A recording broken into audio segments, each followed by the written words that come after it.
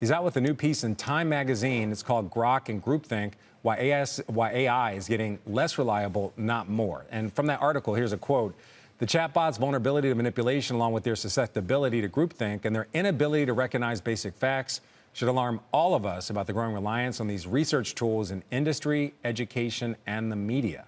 Jeff, good morning. Thanks for joining us. Good morning, Frank. How are you? All right, let's pull on this thread for a little bit from your article. What should we be alarmed about? We all know that these models are just starting to kind of get going. They're being actively trained. It seems like it's a trial and error period. Isn't there an expectation that these problems are going to be worked out before they're more broadly used? Perhaps, but right now people are seeing them as a panacea, as a solution, thinking, well, this must be the ultimate truth.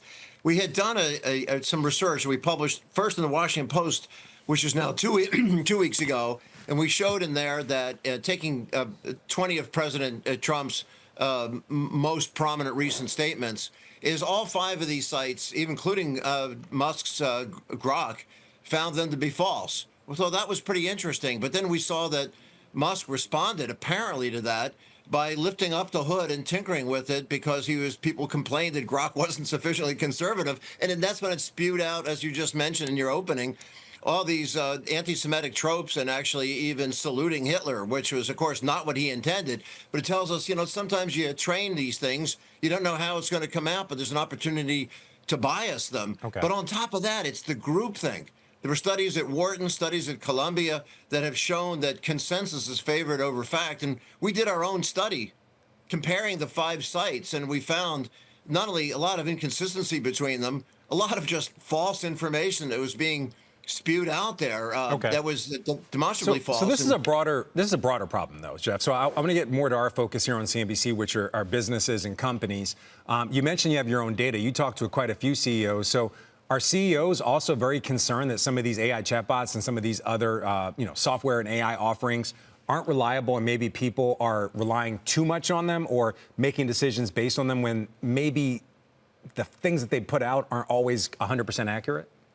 No, that's exactly right. I mean, there are some tools available out there. We're seeing, I don't know, NewsGuard, for example, coming along, is able to identify where there's misinformation. They're finding, though, that the leading AI models got it wrong. Only 24% of the time could they identify false information. Okay. Is basically some places like Russia will flood the zone with false information. You're talking about AI-generated news sites, right? That's what you're talking about. AI-generated news sites. 1,200 of them out there. 1,200 of them out there. Different. Right. Okay, I want to get back to the company focus. So according to your most recent Yale CEO caucus, 40% of CEOs, they believe that AI hype's leading to overinvestment. What does that mean for these actual businesses and their decision-making? Well, as we're looking at $6 trillion going into it, they're thinking it's wise to spend it. But some wonder if more should go into infrastructure, more should go into software. Some are wondering, are we spending in the right ways just because we're spending the money, we're investing the money?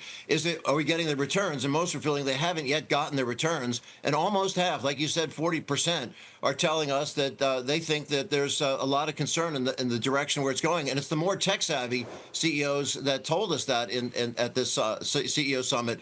They say it's great for coding, it's great for cost and convenience, but when it comes to content, there's a big problem. So we should use multiple sites, not rely on any one. We find the inconsistency between them.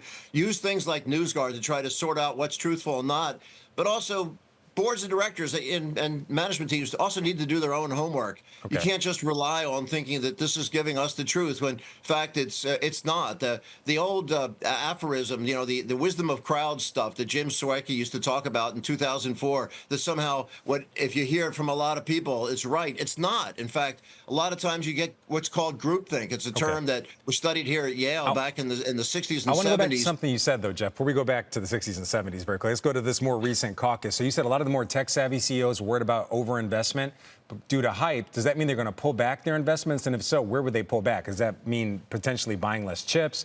Does that mean, less data centers? What does that really mean? Well, some of it has to do with, of course, the energy. When people use the term compute, it's like a lot of these neologisms, made-up words. They don't know what they mean when a verb becomes a noun like compute. Some are talking about energy, some are talking about hardware, some are talking about software. And what they're seeing is we got to make sure we define what in the world the term means. Stop using something as ambiguous as compute and tell us what is it you're talking about. And what's coming out most is that the underinvestment we've been hearing is in the software area, not so much in the hardware area, where that's where a lot of the media attention is. And of course, we're seeing a lot of investment that's going into needed energy areas, but to support the AI. However, is there sufficient software development? That's where people are saying that to actually use the tools the right way, and that's where we get to the groupthink issues, looking about just false information coming out that people think is accurate just because it's fast and convenient.